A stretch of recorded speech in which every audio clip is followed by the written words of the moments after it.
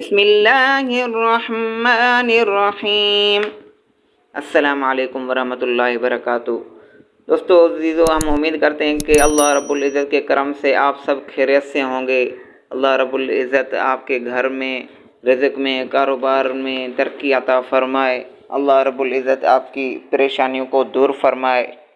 दोस्तों, ये एक ऐसा अमल है जिसके करने से अल्लाह रब्बुल इज़्ज़त आपके घर में, रिज़्क़ में, कारोबार में, यानी जिस चीज़ के लिए पढ़ेंगे अल्लाह रब्बुल इज़्ज़त उसमें बरकत अता फ़रमाएगा।